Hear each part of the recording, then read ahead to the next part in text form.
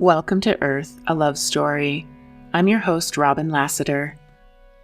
On this episode of the podcast, I talk to author Mike Fiorito.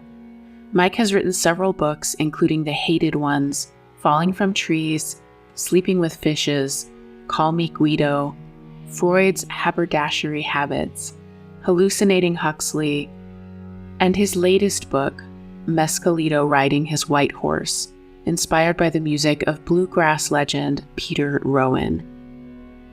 He has a novel in production slated to come out in 2024 called For All We Know, which examines the phenomena and the liminality that always seems to be associated with it. I saw Mike's book, Mescalito Riding His White Horse, pop up on my Instagram feed, and the name and cover caught my eye. I didn't know anything about Mike, or Peter Rowan for that matter, but I kept feeling drawn to reach out. I know better at this point than to ignore those little sparks of connection. When I did reach out, I discovered that we inhabit unexpected overlapping landscapes, including Tibetan Buddhism, wisdom traditions, ufology, profound dreams and visions, and a fascination with the phenomena. Mike sent me a copy of Mescalito, and when I began reading, I was astonished at the flurry of synchronicities that emerged in the very first paragraph. Those of you who have listened to or read my book will probably catch them right away. Here is a brief excerpt from Mescalito Riding His White Horse by Mike Fiorito. Vision of the Dalai Lama. Before I began writing this book, I had a vision that I was visited by the Dalai Lama. Unlike the Dalai Lama I'd seen on television and in media images, this one wore a crown of jewels. He was enveloped in a dome of rainbows. He was bedecked in a bright red robe, studded with sparkling rubies and diamonds. He held, in one of his 8 hands, a white spotted red umbrella that looked like a mushroom. The scent of sandalwood filled the air around him. The Dalai Lama gestured towards me, his eyes opening wide. Our eyes met. When you look at your 10-year-old son, Travis, do you see every single moment of his being? His eyebrows arched while he spoke. I was surprised he knew my son's name. What do you mean? I asked. Which version of him is true? He replied, holding his hands in a prayer. When he stopped speaking, I noticed he was reciting a prayer to himself. He had a slight smile on his face. When I didn't speak, he clarified. Is it the moment he was born, or his present state of being 10? Or is he always becoming? Like when you look at any object, are you seeing every instance, every permutation of that object? Take, for example, when you look at your wife's wedding ring, do you see the millions of years it took to create the diamonds? Or do you see the history of the white gold on her ring? How the gold was mined from the ground? How it was separated from the other sediments? Do you imagine the instruments used, the labor it took, the life of each worker from birth to death?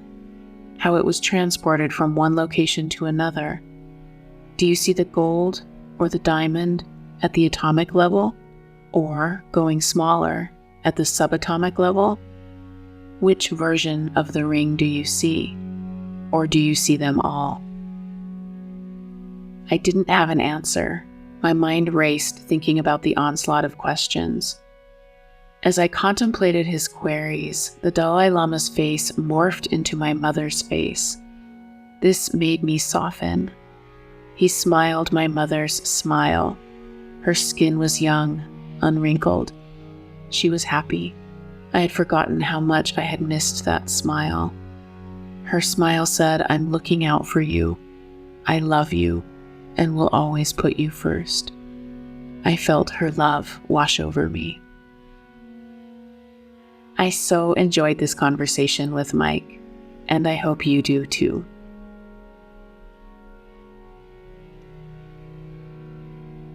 We drove across the country. She was going to move to Berkeley. And we drove across the country. When we got to Colorado, it was just so beautiful. We were both city. She was more, she'd gone to school at Tufts, and she, in Mm. general, just knew more about outdoor life stuff. I was a kind of a klutz. I couldn't, set up a tent. I couldn't do anything, which was kind of humbling. But when we got to Colorado, just the beautiful array of trees and the pine trees and the vistas and the sweeping, Mm. the hugeness of it all. And when we left Colorado, just before we left, we both got out of the ground and kissed the ground, the Oh, highway. But it wow. was just such a perfect, beautiful, I hadn't, I hadn't been to Colorado until then. And so for my eyes and my consciousness, it just was, in New York City, you don't see, you have big buildings all over. You don't get to see these sweeping vistas unless you go to edge places like the ocean, or we're near the ocean.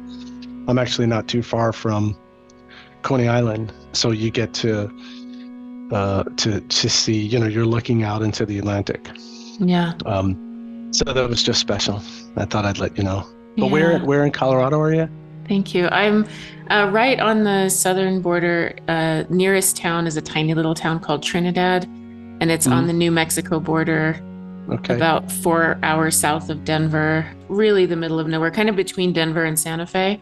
And it's just at the edge of the Front Range and the foothills. So at about 7,200 feet, ponderosa pine forests. And I've Mm-hmm. traveled and lived a bunch of different places. I've moved 32 times in my life, which is Wow. ridiculous. And I I know what you mean about like the space and the skies Yeah. here. And I grew up here, so it's home, but there's also New Mexico is this way for me too. Just the Southwest, anywhere that you can get a blue sky and Mm. see for a long way does Yeah. something good for my soul. So yeah, I Yeah. hear And you. I think if I'm right, I don't remember, but I think it was the Sangre de Cristo Mountains, right That's in right. New Mexico and they kind of, it gets bigger and bigger. And here we were two kind of city people, 22 years old, and off on an adventure. We took about a Mm, month, and it was great. We weren't really boyfriend and girlfriend. And then she stayed in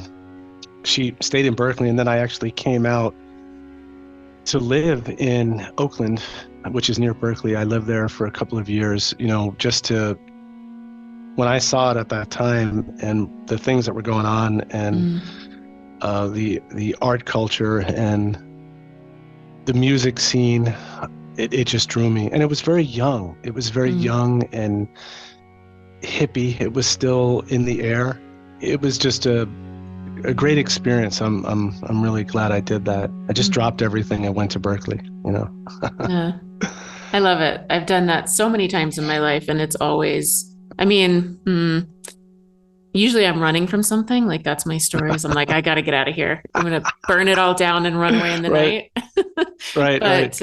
But it's still, there is still something to that, like seeing different places, being around, being in different environments and seeing what it brings up. And I can't imagine like Hmm. at that time being near Berkeley and the electricity in the air of what was happening in the world. Yeah, I kind of weirdly long for those days, sort of a counterculture Mm. edge that is different now. I mean, I think it still exists now, but everything is so compartmentalized. A lot more, um, there are a lot of bubbles and a lot of edges, Yeah. and Hmm. it's really hard to have a sense of something kind of unified happening. And I really long for that. Yeah, I know what you mean. I think what I'm digging is some of the that you and I are involved in, some of the Mm-hmm.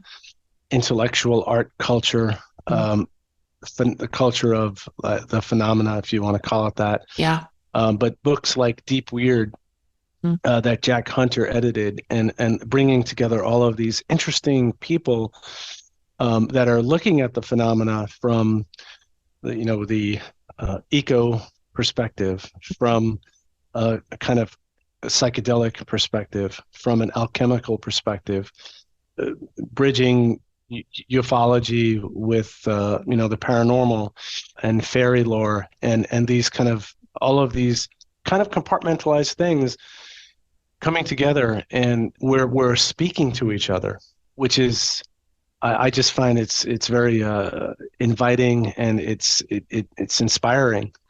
And I should say that, I can't say that I've been deeply into, the phenomena and the subject matter for an extremely long time. I would say that I've always been interested in, Jung and kind of his alchemy books. It always drew me, these kinds of things. And I shared some dreams with you that I had, but I often have apocalyptic dreams, and I dream of UFO scenarios a lot, and then recently as well. It's an interesting how this all got started for me. Curious to hear for you as well. But I had written a book, so I'd written a book called Falling from Trees. I don't know if it's blurred out. It is, Falling but I've from Trees. seen, I did take a look at that. Yeah, it's a beautiful cover. Thank you. Thank you. And yeah, the woman that did the cover, she, if I have a manuscript accepted, I'll ask the publisher, can I recommend an artist? So she's done a number of book covers. But this book is there's very short stories, and they're explorations of consciousness, of the future of consciousness, of evolution, human evolution, the evolution of sentience. Some of them are doubtful, some of them are hopeful. So there's a kind of playing with putting science in its place. I mean, I'm a very scientific thinking person, but I also know that science has to be contexted. It is still, there are sociological factors of, what constitutes good science at what time, and what are the inputs. So these were things in my mind. But anyway, I wrote this book, and then I think I picked up The Flip by Jeff Kripal. Yeah. I just picked it up, and I just was like, oh shit, wow. And I felt like I'd read his book before I'd written mine. And I wrote to Jeff, and he and I started to correspond. And another example of is, if you know Anthony Peake, he's written a number of books, UK based. He wrote a book called The Hidden Universe. So I was reading his book, and I said, and a similar thing. It felt like I'm reading passages that helped me to write the book that I'm writing. And it's funny because when Anthony and I were having some conversation over Teams, I think, Facebook, and he said, I just put your book down, and I've been taking this train in the UK, and the stop that I get off of to visit my whomever is called the Three Bridges. And he goes, and I just turned to the page in your book, the story that is the Three Bridges. And there were these kind of synchronicities, happening. If you look, they're there. I mean, I heard you're talking to Mike Cleland, and, if you're looking, if you're paying attention, like Mike said, maybe, people will think you're crazy. But if you're paying attention, there are things that are kind of surfacing. This all kind of launched me into, gosh, I probably read, 40 books on the subject in the past something. So it's in the past 2.5 years, let's say, and it's colored all of my writing and thinking. But that's kind of how it happened to me. In other words, it pulled me in, my own writing. It's like I mailed a postcard to myself, and it's not a bullshit thing. It's some odd time loop. And in fact, I feel a lot of my writing feels like that. It feels like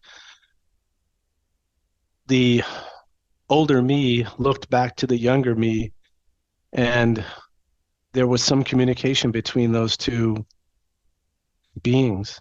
And I have a book called The Hated Ones, which is kind of rough and tumble stories of New York City in the 70s, early 80s.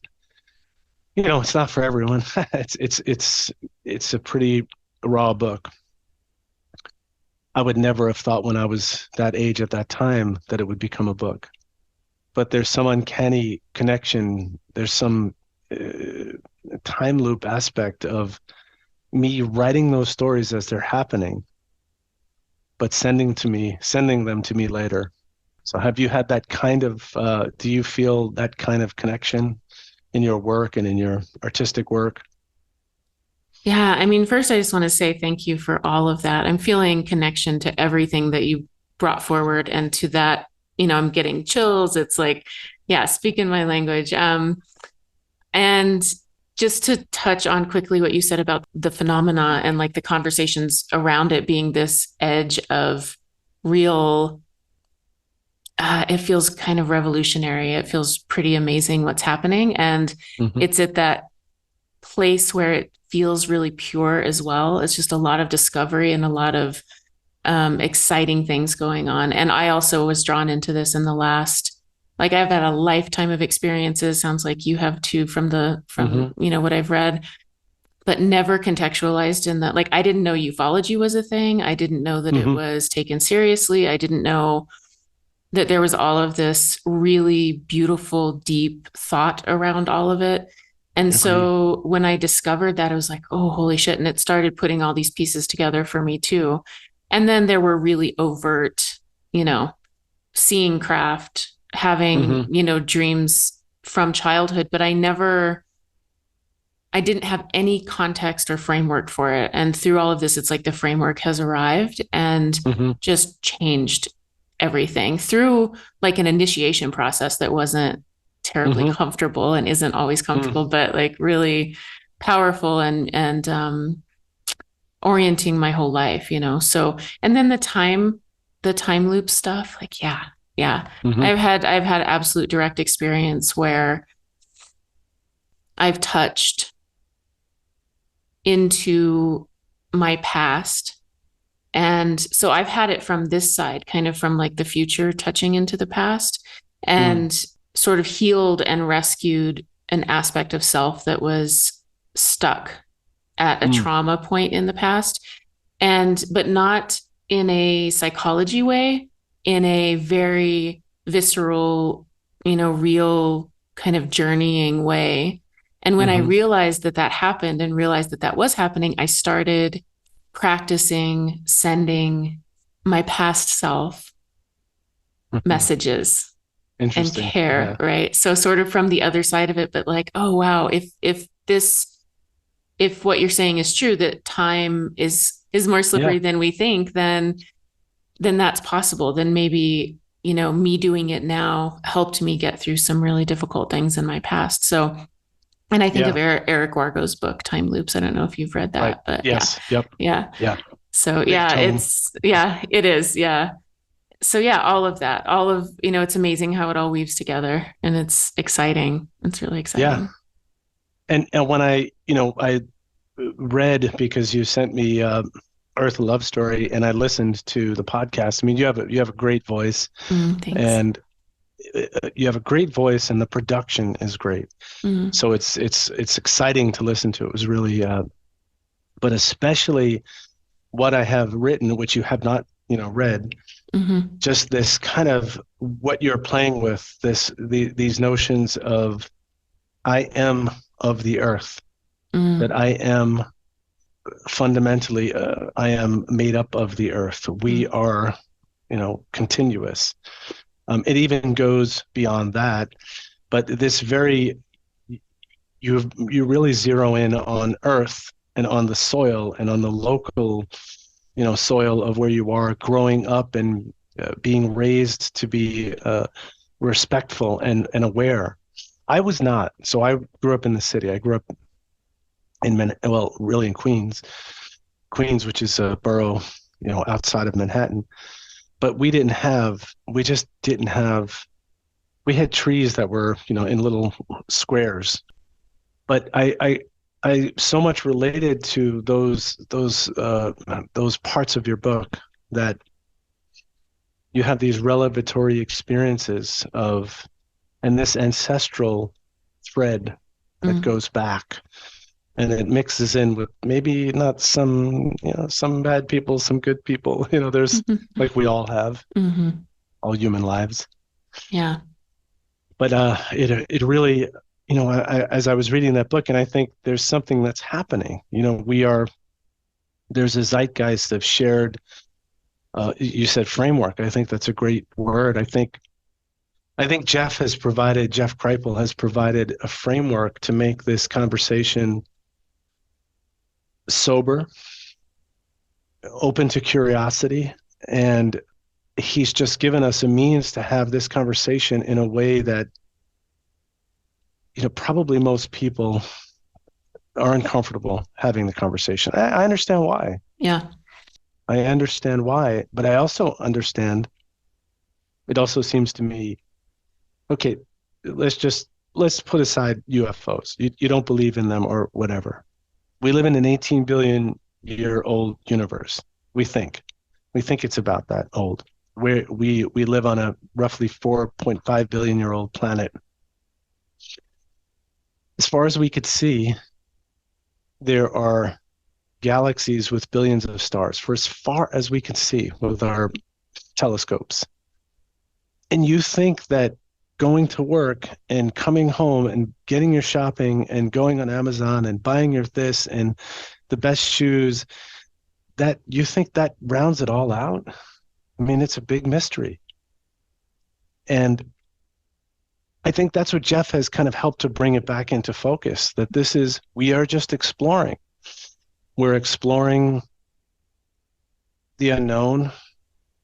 There's data that, there's people's experiences, eyewitness experiences, and there's also data that doesn't fit with the, I guess, the kind of the standard notions of time, of human existence. But I'm super excited that we have a community of people, and people do interact. I mean, people will write back. You and I have become friends through just writing and shared interests. Mostly people are pretty friendly, I think, in this space. You do have some fringe stuff where there's fights over squabbles over certain things, and I'm not interested in that. I'm not interested in the squabble over crash retrieval stuff. I'm not interested in that. I mean, I don't know. Yeah. And the deep layers of government. Yeah, the government's lying to you all the time, of course. Right. I mean, your water is poisoned, the soil is poisoned. We eat food that's, and you're sold all of this stuff as, it's the way it is. So it's not too hard to believe. It's not a big conspiracy thing. It's just, they're full of shit. Right. We're products. We're products for a GDP. Mm-hmm. I think. Yeah. No, I agree. All of that. I wonder if, as you were talking about the connection to the earth and that connection to kind of lineage and being of the earth, I came to that through always feeling like I wasn't. Even though I was so deeply connected to the planet as a child, I don't know if you can hear it, but the thunder is rolling and it's just like, I don't hear it. Oh, bummer. Yeah. It's really beautiful here right now. There's storms rolling in. So it's perfect as we're discussing this. Right? It is. Yeah, exactly. Like Frank, Mary Shelley, Right. Very much so. Yeah. Yeah. So even though I was very, very connected to nature, incredibly like woven into it, that was my entire reality. I always felt like that I didn't belong here, that I was other. And it took me a really long time to come to terms with the idea that I might not incarnate on Earth as often as I incarnate other places. Like that was, a really, really difficult thing for me to come to terms with partially because of like how cringe it's all become, because it's all star seeds and it's just, that's what I came up in. And I developed just a big allergy to that. But I've had so many personal experiences that I feel connected to somewhere else. And I consciously made the decision to align myself with existence and the planet, and not with somewhere far away that I would go to at the end of my life and not be connected here. Like I was like, I'm going to be here with this because this is extraordinary. And so I wonder, as you were talking about that, did you have that sense, or have you always felt like super at home here, or what's it been like for you? So I think that's a great question, and it's an interesting one. I think I've always been space looking. I've always been Mm. looking up, and I've always been looking up and out. When COVID happened, suddenly we were quarantined, and I live in a pretty small apartment, and but we started to take walks. So Mm. there's, believe it or not, it's Brooklyn, but you have tree-lined streets. You have gardens. You have a tremendous bird population here. Mm. There's a park not too far from where I live, and there's also a train track there's a train that runs north and south, and there's one that runs east-west. That's a freight train, but there's a long bower that goes all the way out to, I think, Queens or Long Island. But it brings a lot of wildlife, raccoons and so on. So one of the things that occurred to me was I started to look up at the birds and the trees. Mm. And I read a book, The Genius of Birds, and I read a few books by Ackerman. Her last name is Mm. great writer. I started to pay attention to these things. There's a book called Sweetgrass that I read at that time as well. I started to pay attention to trees. I Mhm. started to observe these things as being alive, and not just, Mm. sadly, I would say, oh, that's a tree. I didn't know, like, how do you identify an oak? Mhm. My wife said, it's the leaf. You look at the leaf. I was like, duh, okay. But my wife grew up in Long Island, which is a little bit more, it's a little bit more rural.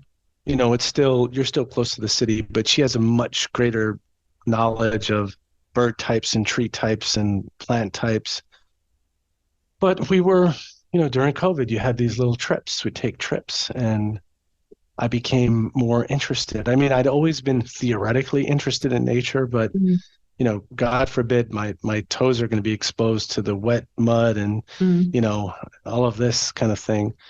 I'm kind of a wuss in that respect. I mean, I think I've gotten, I'm willing and I want to be there, but to come back to that one thing, that what has occurred to me is that the earth is space. We are Mm. also space. This is outer space right Mhm. here, all of this. And as I explored in the book Mescalito Riding His White Horse, I kind of went into this, Buddhist metaphysics. But it's all of what we see is, and science kind of confirms this, is provisional frameworks. Mm. And a lot of it is how we wrap our consciousness around what it is we see. What would it look like or be like if we weren't here? It's interesting that quantum mechanics is telling us, well, when we observe, we impact the outcome. And it's as if, consciousness is, and we don't understand it, but consciousness is a part of this relationship, this negotiation. But to get back to what you said, I've kind of come to the conclusion there are kind of levels of, there's interstellar, there's the kind of whole metaphysics and framework of, cosmos, and Earth is another instance of that. And all of Mm. this interconnection between, soil and between mycorrhizal, web of in the soil and the trees, and this elaborate web of life. That these are all continuous things. And my mother passed a year ago, and there was something about coming close to that border place of life and death, where you feel that continuity Mm. of, from earth to soil to food to body to life to death to earth to soil, Mm. in this kind of circular loop. So I don't know if that answered your question, but I have to say, for me, like, I've always been, yeah, I love nature. I love nature. Oh, we're gonna go camping. Okay. Okay. Is there a place nearby we can stay? You know, I mean, ironically, when I was younger, I was 22, we went on this as I mentioned at the outset, we went on this great trip around the country. I was 22. I mean, I could sleep on anything. My guts were pressed up against rocks and didn't give a shit, man. I slept beautifully. I didn't have to pee all night, none of these older person things that happen now. And I was open to all of, we went to the Vortex in Sedona. We went to these places, and I just kind of had a openness to it. I can't say that I was a firm believer at that time. I just was open to what was happening. So, nature is something for me it's a friend that I try to get to know better. And, maybe sometimes she wears clothes that are a little rough to the skin and the touch. But I really want to, it's very close to me in many ways, but just not I'm not a natural, when we've gone camping, my wife is always smarter about the details and knows more about it, which is humbling, but it's true. So if that answers your question. Yeah. Thank you. As you're talking about noticing the birds and noticing the trees, and also my mind is just kind of being swept away by this description of sort of the multidimensionality of things, that we are part of the cosmos, and that there are sort of these spheres of awareness, and it all has to do with consciousness, and we don't really understand it at all. Yeah, I have this theory that that part of whatever's going on right now in the midst of all the messiness and everything that's happening, which is, a lot of really challenging things, but part of what's happening is we sort of, our emotional bodies are coming online. Where all of a sudden a lot of folks are aware that they have physical bodies. Like, what does it mean to be embodied? We're kind of moving out of the headspace a little bit and down into our bodies a bit more. And as a result of that, we're realizing that, I will speak for myself. I realized that I just looked around and was like, oh, holy shit. Like, I'm a body on a planet, and this is a relational place. Like you were talking about, this web of existence. And then realizing that I think that humans have been very aware of all of that for a really long time. And it's only been relatively recently that we've kind of forgotten and moved away from it. But what you're describing as you're walking down the street and seeing birds and trees is, for me, this idea of animacy. Like, it's all alive. It's all inhabited by something. And if that, when that realization happens, everything changed. And everything changes. It's like, now it is about relationship. So I love that description as well. It's like a friend you're trying to get to know, because it suddenly all becomes relational, which is just this massive gift. And we just don't know how to do it. We're not great at it. We're not great at remembering that it's a big relational web. But when it comes online, it's like, oh, this is what Joseph Campbell has this quote about the rapture of being alive. Like, we're not looking for the meaning of life so much as the experience, like remembering the rapture of being alive. And that's kind of what I experienced, was this rapture. Right. Like the timeless realm you were discussing with Mike Clellan. And you have those moments, and it's funny. I think that it's interesting because you're hearing now in the news, you're hearing information, UFO information, and it's befuddling, and you're not exactly sure why is it being allowed now. And you can go down a whole rat hole of a conspiracy theory, and I'm not interested in that. But, there's so much intelligence around us. You mentioned birds, and man, when you really listen to birds, you go, that is so, there's some mathematical, there's something that's being said here. I don't know what it is.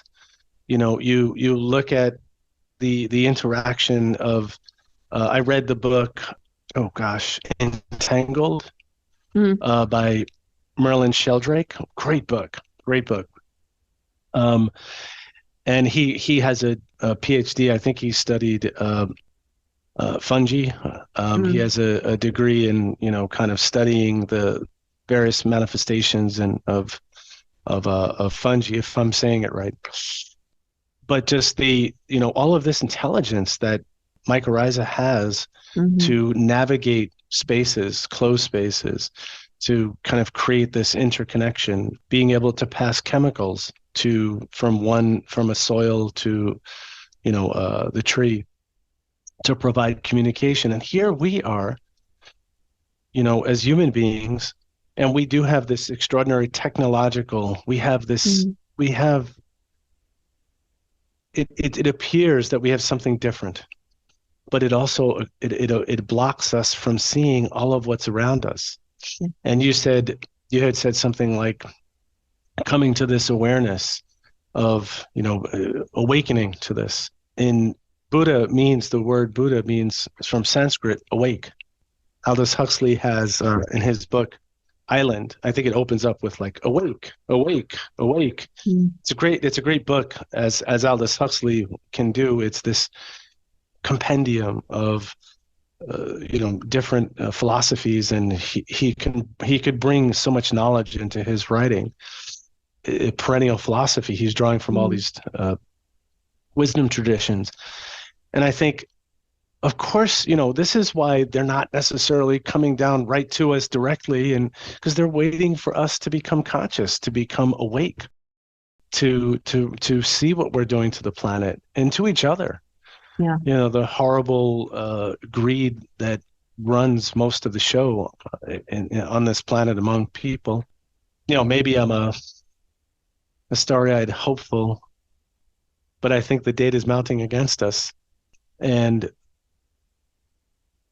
that's the question, and we just don't know. Well, will we awake? Could that ever happen?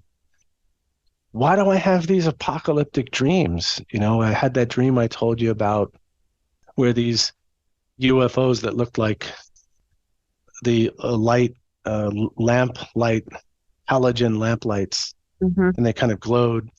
And there was this long like caravan of things, of objects.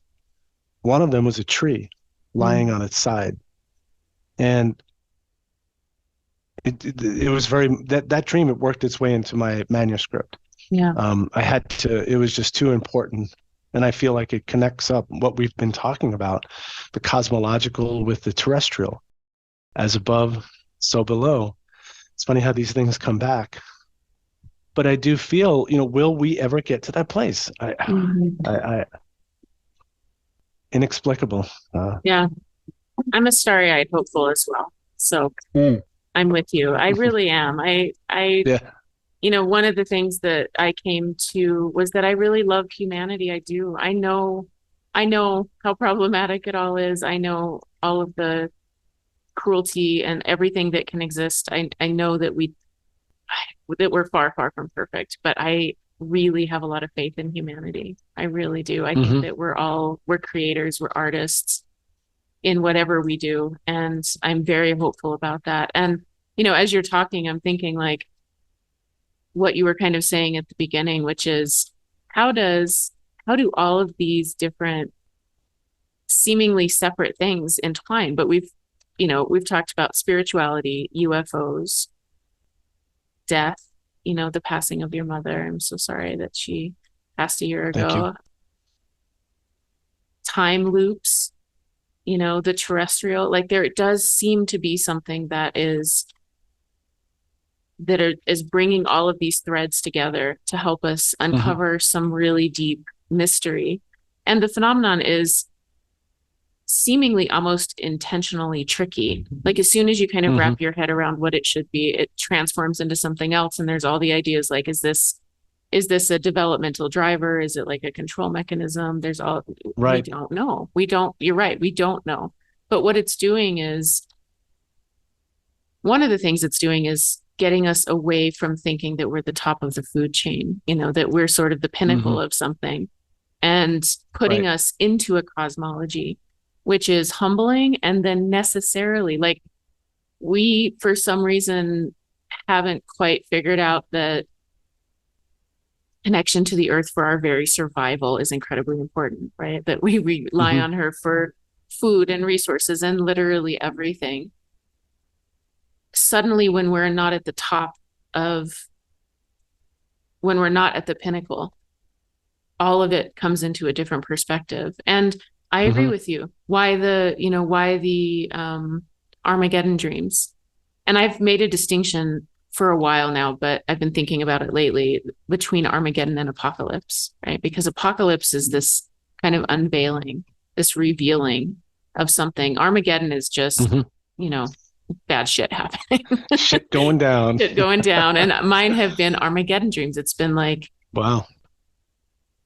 yeah, destruction and Mm. bombs and suffering and suffering and Mm. suffering, and seeing that happen. And then this big mission, this big directive, like, you need to do something about this. And me, Mm-hmm. I'm 5 or I'm 7 or I'm 12 or I'm 20 or I'm, they continue to happen. And so what do we do with that?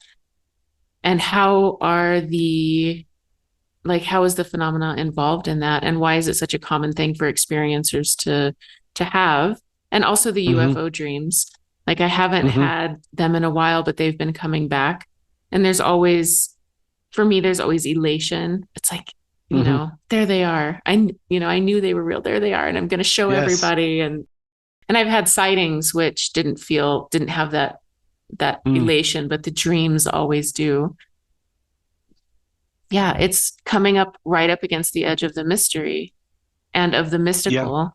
Like, what the hell is this? And also acknowledging that there are cultures that much more readily accept all of these parts and Mm-hmm. pieces as reality. And that we, again, have just sort of moved away from it, so that it's astonishing to realize that the world isn't, Mm-hmm. reductionist materialism, but there are a lot of places that are like, yeah, you feed the spirits, you Mm-hmm. make offerings, you tend to your land, you tend to the spirits of place for real, or bad shit happens. Like, we are in a Yeah. web.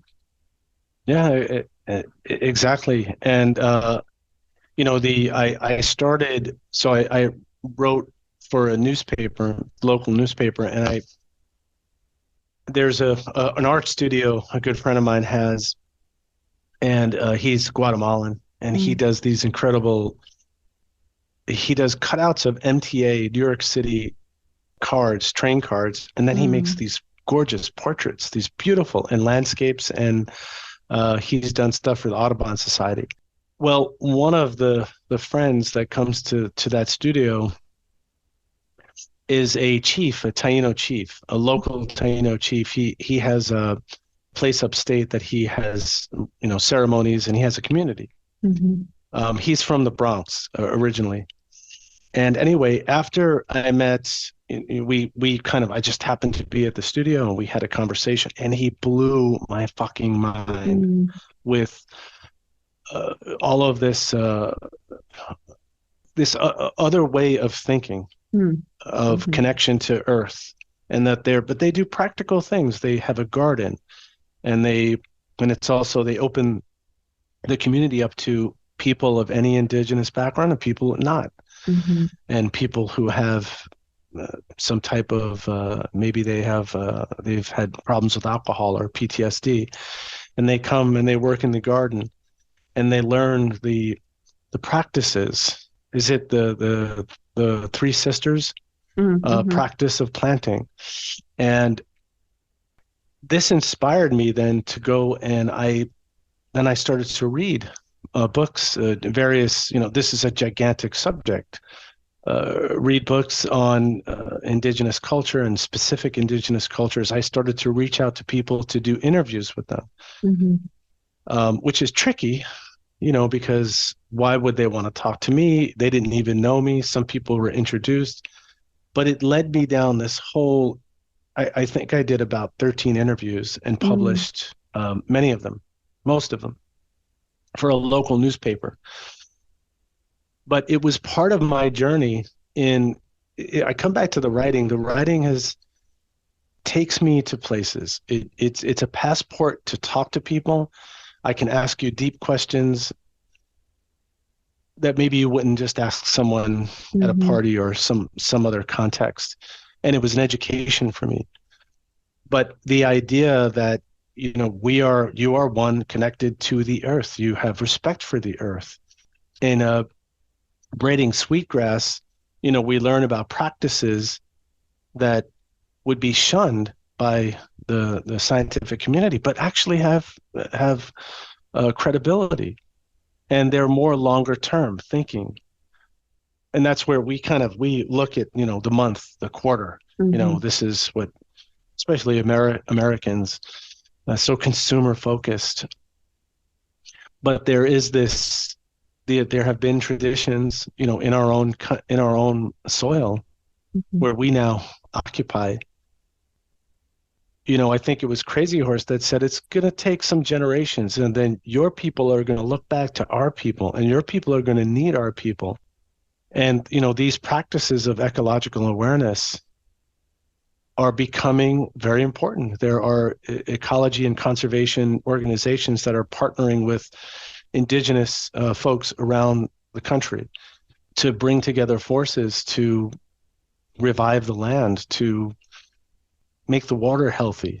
Mm-hmm. Of course, this is all at odds with what's going on in the country and the politics, and you hear all this stuff, and you think, my God, this is such bullshit. This is such lies, that's being, put upon us. But like you said, the answers, these ideas are not new. In Western culture, we've had these ideas in European culture, different traditions. The technological revolution and scientific revolution have made us sort of disconnected us from folk traditions and from kind of common sense things that we follow and believe. And this disconnection from, the brain is just a machine, your mind is an illusion. Yeah, I mean, there are lots of things that we're building, these constructs of illusory notions. This is always happening. But when I pinch you, it hurts. Mm-hmm. When I kick you, it hurts. There are things that are real. There are things that are real. And it's real. It's provisional, but it's real. And I don't know if it's a test. I don't know. I think consciousness, like you said, part of the problem is the trickster nature of it all. But consciousness is looking at itself. How does it do that? That's part of it. It's a mirror, or it's something or unconscious is in the way. So I don't think there's any easy answer to that. But even the quantum world is tricky. And why does science have to make sense?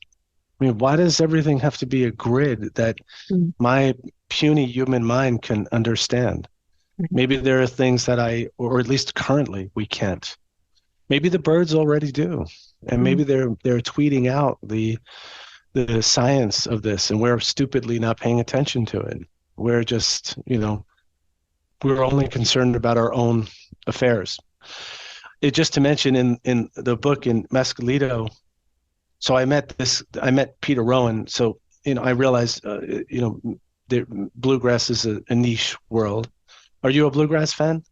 I know nothing about it, and it was really fascinating reading your book and like going down into that world a little bit and discovering. I don't know very much about it at all.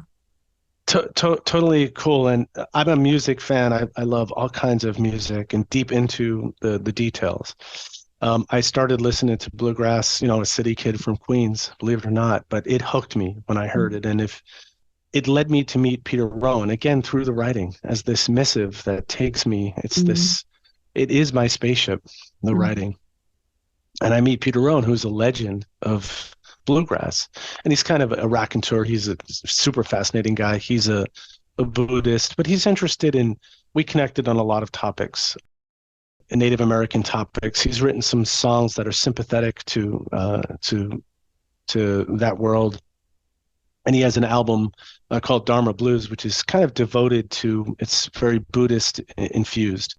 But as we were sitting I asked him crazy questions, and at one point he said, "Am I answering your questions?" And I said, "Well, they're not answerable." Yeah. But, at one point we were discussing that what are the origins of music. So one of the things we're talking about is bird song, and that the human ear, I had read somewhere, can hear bird song at the farthest distance than it can anything else. And that, I would think maybe some of the reasons is where there are birds, there is life, there is water. So this is a kind of vital tool to live. And as we were having this conversation, a scrub jay alighted like right on the fence where we were, because we were sitting in an outside cafe in Sausalito. Mm-hmm. And we both just looked, and it was as if the birds saying, "You guys are onto something." Yeah. And all of that was magical. In many ways, Peter had a lot to do even with just the launch of a direction of reading and exploration and research. And, I was having dreams, as I say in the book, I just started to have dreams, and they were peculiar. Part of it is that, music is so deep. It's so deep in your unconscious that when you meet someone that you've known as an artist, it triggers something deep inside you. Because, think of it, music you hear at funerals, music you hear at weddings. When I'm vacuuming, I put on disco. I have music for different moods. My wife and I were here on Friday, put on Nina Simone, and we just started to cry, just beautiful song. And one of her songs, she imitates a river in her playing. It's this like rumbling, gushing river, but just so beautiful. And I think that, Peter is a man, he's a person, he's a guy, he puts on his pants one leg at a time. But when you become that, you become an icon, and you have a profound effect on people. He told me, he said, I have a poem called Falling from the Trees. And he sent me the poem, by the way. But we kept having these synchronicitous things happening. And probably with Peter, that happens a lot. He blows people's minds and they're like, oh my God. It was a profound gift. It really was. And the writing of the book, which was a strange book to write. It's a very strange book to write because I was possessed with these images, dreams, and trying to convey and put this together in some kind of concise form. And I didn't want it to be a chronological, kind of biographical thing. I wanted it to be like a devotional prayer book that brought music, in this case, bluegrass. It kind of brought it into a kind of parallel focus with wisdom traditions. And somehow, Peter and I kind of seemed to connect on that. I don't know if it was successful, but that was my goal, is to elevate it to this level of it's a form of spiritual practice. And it is. When you dig into the depth of any subject matter, you dig into something that has history too, and you plumb its depths. You find things, you find history. When bluegrass, it's this composite of ragtime, of blues, of country, of Hawaiian music even, and other kinds of music that were native to this soil. And when you explore that in depth, you're really doing a kind of archaeological work.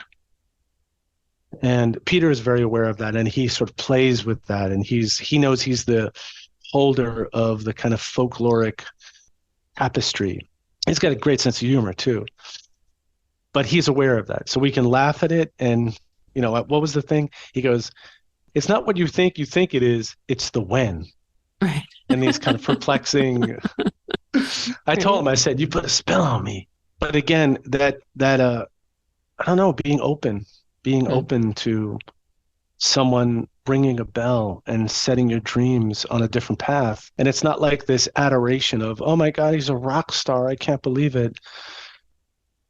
It's this just connecting to something that is profound. And, I wanted to bring into that writing and that kind of discovery, this integration of the earth as continuous.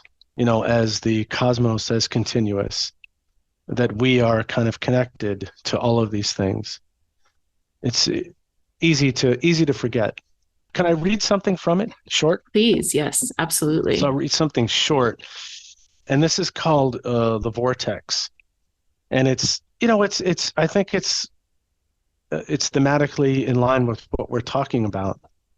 And so, people might be confused because the cover of the book, if you've seen it, so you have, there's a guy who looks like Krishna, okay, who's playing a guitar, and he's leaning against a white horse. And there's Bodhi trees around him, and there's Tibetan clouds. And you have this, and there's a scrub jay, by the way, if you see the book cover.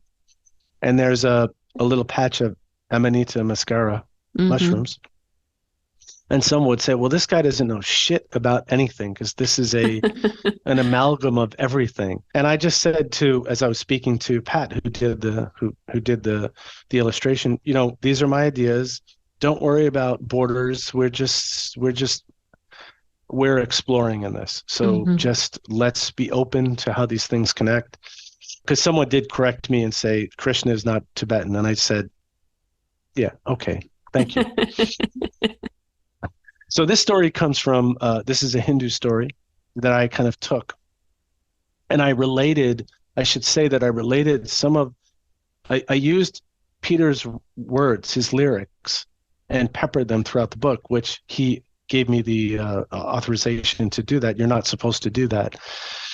But I thought that would be fun.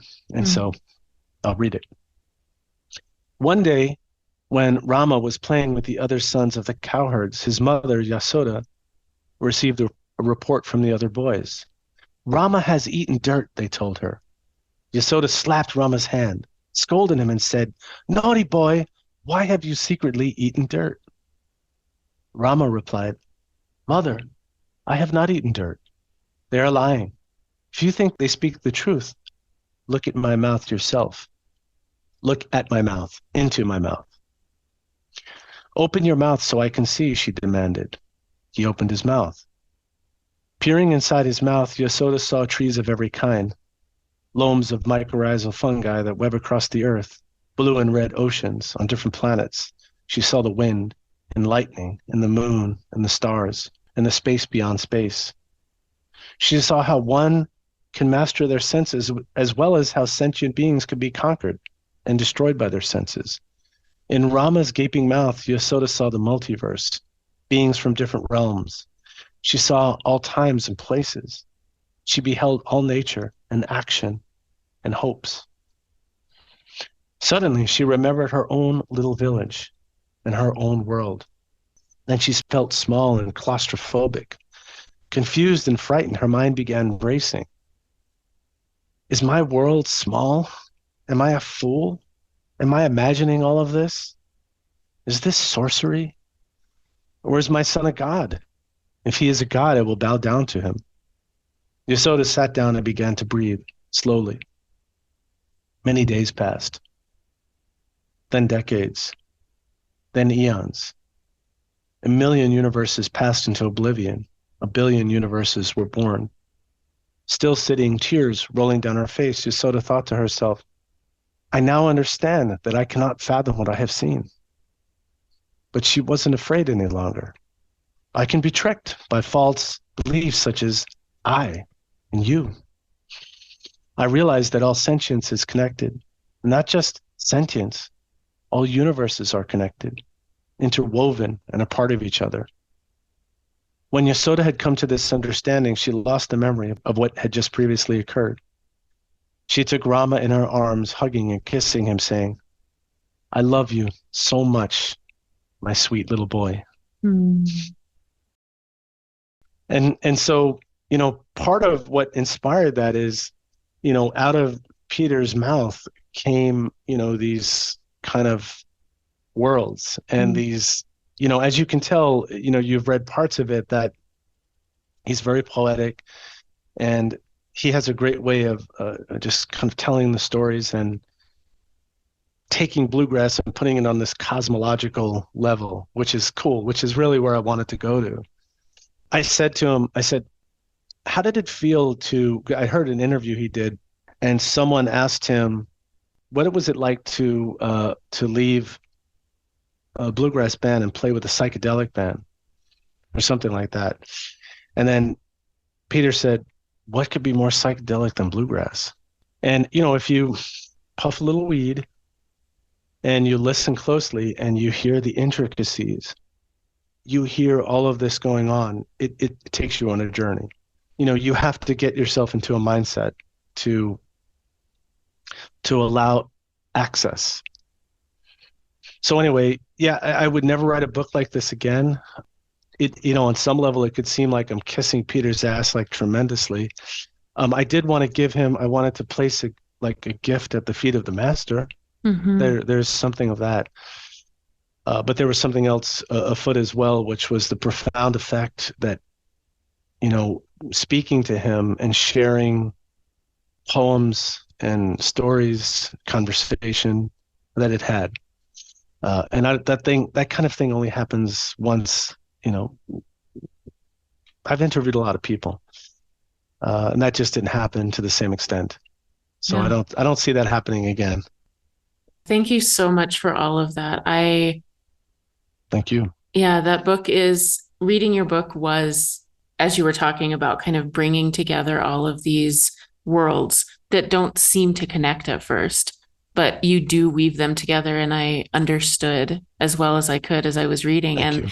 I can't help but, I'm still struck by the language that you used when you were beginning to talk about it, that you were possessed by these, dreams and visions and this experience that you were having with him that on some level doesn't make any sense, right? Or why, Yeah. what is this? What is this otherworldly, or not even otherworldly, but certainly outside of normal consensus reality thing happening beneath the surface? And how often do we just not take those things seriously? That do we put them aside and say, I don't know what the hell's going on, but I can't talk about that. I can't talk about these Right. dreams and visions. And what does Tibetan Buddhism have to do with, with bluegrass? And of course he brought that aspect in as well, but that's one of my heart songs, is taking that stuff seriously, taking it seriously, because it is this dimension of life that, in the same way that a tree is a tree for a long time, and then suddenly you look at it and it's animate, Right. that it's this world revealed, that taking these things seriously does the same thing. It's a world revealed, and how poor we are to not have access to that world. It's just so rich to be in that world and take it seriously and have access to it. And as I was reading what you wrote, I noticed your language as well. It was this is explosive. It's volcanic. It was so, the experience you were having was so visceral. And I know what that's like, even if it's difficult for me to describe so that other people can truly understand it. I know what it's like to have those experiences that are oh, I'm coming out of my skin. Something is happening that is not normal, that is not usual. Right. Yeah. Well, thank you so much. And I'm going to read something from you. And, and this is now, it's like we talked about it before we, both started writing. I see that we are billions of tiny creator gods. We are progenitors, alchemizing its substantial, ephemeral thought into concrete material form. We grind rock into powder and mix it with animal fat and smear it onto cave walls to paint the images that flicker behind our eyelids. We dance and drum and adorn ourselves with bones and sticks and leaves and halos of flowers and tattoos of sickle moons on our foreheads and elegance hats and woven shawls. And we spend hours embroidering tiny scenes onto a piece of denim to patch the holes in the knees of our jeans. I just love, I love these. I connected so much with what you were writing, and I felt like we were after the same thing. And it's especially true, you'll find, really more so, because Mescalito is not it's a swirling, it's a swirling time loops. These are not, Mm. it's not a novel. Mm-hmm. It's almost like interviews that are interspersed with kind of wisdom tradition, little tidbits of wisdom tradition with my dreams and so on. But your book, Earth Love Story, and my book that's coming out, it's For All We Know. I mean, they Mm. could be companion pieces to each other. You could read them really side by side. I didn't want to, I've asked you, you've read a number of things. I just felt like I can't put that on you, but I'll certainly get you an early copy Yeah, I would to love read. And that. I think you'll see this. I think you will. And I think it will resonate. I loved your language. I loved the poetry of the writing. And you have another gift, which is you have a great voice. Mm. So you can. I've read my stuff before, and then I'm like, oh, it sounds terrible. But do you have a radio background or something? No, I don't at all. And thank you so much for all of that. Like anytime somebody reads something that I wrote, I feel like I've won the lottery or something. It's so I know what you generous. mean. And yeah, thank you. Thank you. No, not at all. I don't have any background in this whatsoever.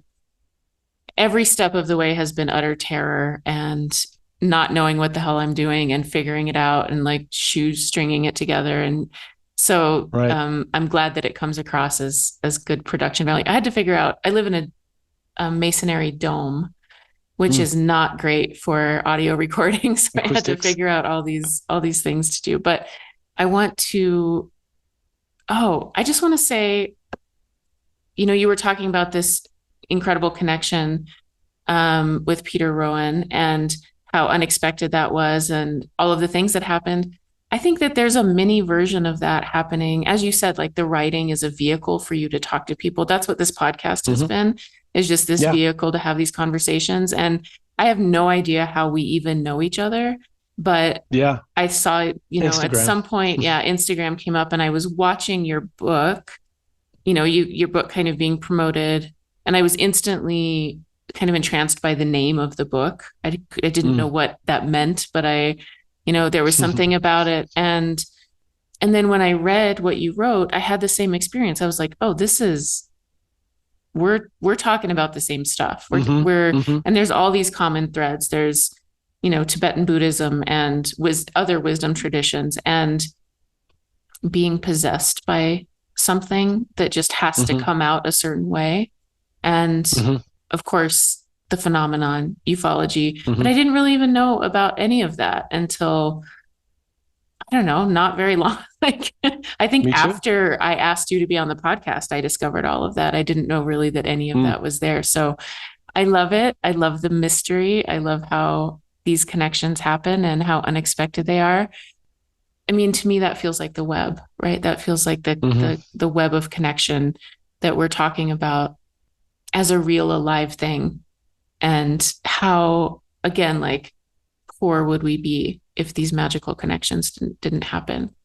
It makes life Hmm. worth it to me. If life was rational materialism, I don't think I would have survived to be. I mean, I'm like 4% kidding, but mostly I'm telling the God's honest truth. Like, I don't know if I would have made it because Yeah. this is like life like this is so Yeah. extraordinary and beautiful. Yeah. Making this kind of connection in a kind of random way, Mm-hmm. just as how did I get to Peter Rowan? So through doing interviews with so my friend Carlos Pinto has an art studio. He's Guatemalan. He introduced me to, there's a guy, Ernie Panacoli, who's a hip hop photographer. Mm-hmm. He's photographed, the biggest names in hip hop. He grew up in Brooklyn, and I think he was simpatico to, some of the hip hop guys, and he recognized them and they saw each other. Let's put it that way. Mm-hmm. He's half Cree. And I was in Pinto's studio, and I see he has lots of work, and I'm going to send you a picture of what I'm talking about. Mm-hmm. But he has all this work and portraits and things. Some of it's stacked and hidden. And I said, that's that one right there, the one in back there. Pulls it out. Because that's Ernie Panacoli. You don't know who he is? And I said, no, I don't know who he is. I wound up speaking to Ernie. We had a great conversation. I did an interview with him. Then I went out with Pinto to deliver the portrait to Ernie. We delivered this, which was very moving to him. And Ernie calls me up and says, there's this woman, Mike, I think I can trust you. I want you, are you interested in talking to, she's a Tibetan singer. Would you be interested in talking to her? Of course, he was being very protective. So he introduced me to this woman, Yongchen Lamo, who's become a dear friend. And Yongchen is one of a kind. It's this ethereal, yes, she's drawing from Tibetan music traditions, but it's something other because she'll play with different kinds of ensembles, a Russian piano player, flamenco guitars. It's different. She's on Peter Gabriel's label. She even played some bluegrass. And so when I interviewed her, I said, "Oh, I saw that you played with Peter Rowan. I'm a big fan of Peter." She said, "Do you want to meet him? Do you want to talk to him?" That's what launched that. Wow. So from this, seeing a portrait in the back to this whole thing, and then to me, that's all magical. And I feel incredibly grateful to Peter. It wasn't just a project, and it's not like we're, the best pals. That's not, I have a great fondness for him. I have a love for him. And I think there's a kind of mutual artistic respect for each other. But man, like this, it's just one of these magical where we allowed, we listened, we heard the echo, we heard the ding on the wall, and we followed it into the woods. The deer came out, and we followed the deer into the woods, and Allah, here we are on a journey. So I agree with you. I think it's, while I know I can be small in some ways and, angry sometimes and pissed off at that. And, I try to be conscious of that and, try not to live in that world, but after all, we're human. But if we can take that clutter out of our mind and listen, there's birdsong, there's beauty, there's magic happening to be attentive to. Stunning, beautiful, perfection. Thank you. Thank you so much. Well, thank you. Thank you for, taking the time. I know it's, these things aren't easy to do. So thank you so much. Oh, it's my great pleasure. And I would really love to have you back on when your next book is published. And I'd love to read it and talk about it certainly, as more and more people are going to want. I think people are really going to need a very grounded kind of way to access, like you were saying, a framework like that Kripal gives, something to access the really unsettling mystery that's unfolding publicly now. And I hear you, like whatever public disclosure is, or however that looks, is just this one small, not very interesting, but necessary and also kind of bizarre and amazing thing that's happening. But as that happens, and as these things are revealed to people who want to know, it's great to have, some sort of guide and framework. So yeah, I would love for you to come back. Well, thank you. And I hope it adds something to the openness and curiosity. Jeff Kripal wrote a blurb for it. Diana Pasulka, who I love, also wrote a blurb. You will certainly get an early copy. I think maybe towards the end of the year. We're now in the production phase. Wonderful. It's Loyola University Press. So I'll certainly let you know, but let's keep the lines of communication open.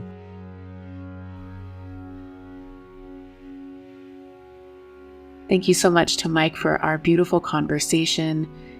You can hear us continue to talk about disclosure, the phenomena, turning dreams and vision into religion, and more by joining Patreon at patreon.com/Robin Lassiter. Thank you, as always, to Morgan Jenks for our beautiful soundscapes.